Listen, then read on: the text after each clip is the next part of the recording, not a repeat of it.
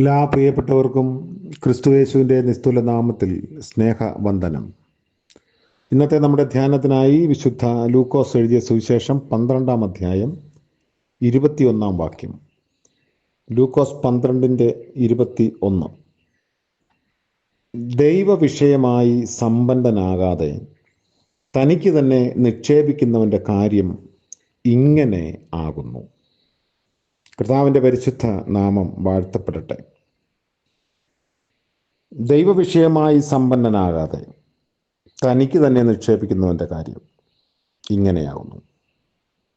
ഇങ്ങനെ എന്ന് പറയുമ്പോൾ അത് എങ്ങനെ എന്നത് അതിൻ്റെ തൊട്ട് മുൻപുള്ള വാക്യങ്ങളിൽ കാണാം. വളരെ ബുദ്ധിയുള്ള ഒരു മനുഷ്യൻ, കണക്കുകൂട്ടലുകൾക്കും അപ്പുറത്ത് വിജയം വരിച്ച ഒരു മനുഷ്യൻ. അങ്ങനെയുള്ള ഒരു മനുഷ്യൻ്റെ ഉപമയാണ് കർത്താവ് ഇവിടെ പറഞ്ഞു വെക്കുന്നത്. ഈ ഭൂമിയിൽ ബുദ്ധിപരമായി ജീവിക്കാനുള്ള അവകാശം അല്ലെങ്കിൽ സ്വാതന്ത്ര്യം മനുഷ്യർക്കുണ്ട്. നമ്മുടെ കണക്കുകൂട്ടലുകൾ പിഴയ്ക്കാതെ ചുവടുകൾ വയ്ക്കാനും അതിനുള്ള പ്രവർത്തനങ്ങൾ നടത്താനും ഉള്ള അവകാശവും സ്വാതന്ത്ര്യവും നമുക്കുണ്ട്. ഈ മനുഷ്യൻ ആരെയും ദ്രോഹിക്കാതെ തൻ്റെ കഴിവുകൊണ്ടും സാമർഥ്യം കൊണ്ടും മണ്ണിലെ കൃഷി വളരെ നന്നായി വിളവെടുത്തു. മറ്റ് ചില ഇടങ്ങളിൽ നഷ്ടം വന്നിട്ടുണ്ടാവാം, പ്രതീക്ഷിച്ചതുപോലെ വിളവ് കിട്ടിയിട്ടില്ല എന്ന് വന്നേക്കാം. എന്നാൽ ഈ മനുഷ്യൻ്റെ കാര്യത്തിൽ അങ്ങനെയല്ല. വളരെ നന്നായി ചിട്ടയായി കാര്യങ്ങൾ ചെയ്തു. മണ്ണിനെ സ്നേഹിക്കുന്നവനാവാം, പ്രകൃതിയെ അങ്ങനെ കരുതുന്നവനാവാം, വ്യത്യസ്തമായ കാർഷിക സമ്പ്രദായങ്ങൾ ഒരു പക്ഷെങ്കിൽ ഉപയോഗിച്ച ആളാവാം. അത്രയുമൊക്കെ ബുദ്ധിയുള്ള ഒരു മനുഷ്യൻ പ്രതീക്ഷിച്ചതിനേക്കാൾ കൂടുതൽ വിളവ് കിട്ടുമ്പോൾ അതിൻ്റെ അടുത്ത പടി ഇതൊന്നും നഷ്ടപ്പെട്ടു പോകാതെ സൂക്ഷിച്ചു വെക്കാനുള്ള ഗോഡൗൺ വലുതാക്കുക എന്നതാണ്. തൻ്റെ പ്രതീക്ഷകൾക്ക് അപ്പുറത്തുള്ള ലാഭം അല്ലെങ്കിൽ വിളവ് വരുമ്പോൾ അത് സൂക്ഷിച്ചു വയ്ക്കാനുള്ള സ്ഥലം തരപ്പെടുത്തുന്നതും ഒരു ബുദ്ധിമാനായ മനുഷ്യൻ്റെ അടയാളമാണ്. അങ്ങനെ ഒരു തീരുമാനത്തിലേക്ക് എത്തി.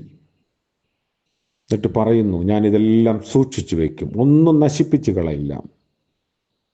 എന്നിട്ട് തിന്നുകയും കുടിക്കുകയും ആനന്ദിക്കുകയും സന്തോഷിക്കുകയും ഒക്കെ ചെയ്യും. ഒരു പക്ഷെങ്കിൽ കർത്താവ് പറഞ്ഞ ഉപമയായതുകൊണ്ട് ഈ മനുഷ്യൻ നമ്മുടെ മനസ്സുകളിൽ ഒരു വില്ലൻ്റെ പരിവേഷമായിരിക്കാം ഇങ്ങനെ പകർന്നു തന്നിട്ടുള്ളത്. നമ്മളിൽ നിന്ന് ഇദ്ദേഹം ഒട്ടും വ്യത്യസ്തനല്ല. ഇദ്ദേഹം സ്വന്തം മണ്ണിൽ ജോലിക്കാരെ കൊണ്ടും അല്ലെങ്കിൽ തന്നെയും ഒക്കെ ജോലി ചെയ്ത് വിളവെടുത്ത് ലാഭമുണ്ടാക്കിയ മനുഷ്യനാണ്. ചതിച്ചും വഞ്ചിച്ചും പിടിച്ചു പറിച്ചും കള്ളം പറഞ്ഞും ഒന്നും നേടിയതല്ല. നമ്മൾ ഉണ്ടാക്കുന്നതും ചേർത്ത് വയ്ക്കുന്നതും നമുക്കും നമ്മുടെ അടുത്ത തലമുറയ്ക്കും വേണ്ടിയാണ്. ഒരുപാട് പുതിയ പുതിയ ബാങ്ക് ശാഖകളിലൊക്കെ നിക്ഷേപങ്ങൾ നമ്മൾ നടത്തുന്നത് നഷ്ടപ്പെട്ടു പോകാതെ അങ്ങനെ തന്നെ അത് സേഫായിരിക്കാനാണ്. അപ്പോൾ ഈ മനുഷ്യനും അങ്ങനെ ബുദ്ധിപരമായി ചില കാര്യങ്ങൾ നീക്കി. ആരുടെയും ഒന്നും പിടിച്ചു വാങ്ങിയിട്ടില്ല.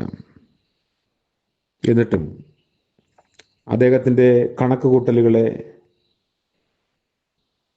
തെറ്റിക്കുന്ന ഒരു ചാട്ടുളി പോലുള്ള ചോദ്യമാണ്, ഇന്ന് രാത്രി നിന്റെ പ്രാണനെ ചോദിച്ചാൽ അതിന് എന്താണ് മറുപടി? അതെവിടെയാണ് സൂക്ഷിച്ചു വയ്ക്കുക? അത് സൂക്ഷിച്ചു വയ്ക്കാൻ ഇടമില്ല. അതുകൊണ്ട് ദൈവവിഷയമായി സമ്പന്നരാകാൻ പഠിക്കുക എന്നാണ് കർത്താവ് പറഞ്ഞത്. അതിനെ സൂക്ഷിച്ചു വയ്ക്കാൻ, കരുതാൻ. നമുക്കിടയുണ്ടാവണം, ഭാഗ്യമുണ്ടാവണം.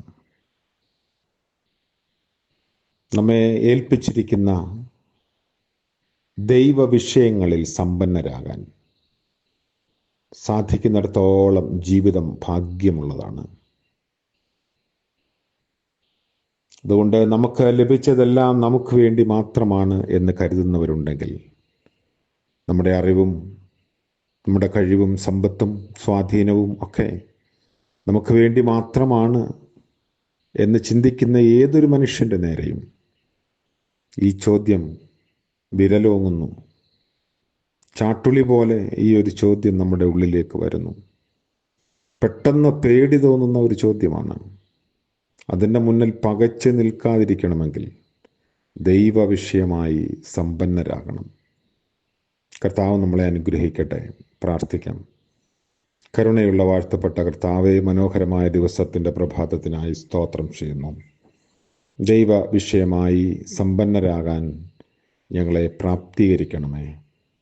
കർത്താവെ, ഞങ്ങൾക്ക് ലഭിച്ചിരിക്കുന്ന അറിവുകൾക്കായും കഴിവുകൾക്കായും നന്ദിയോടെ സ്തോത്രം.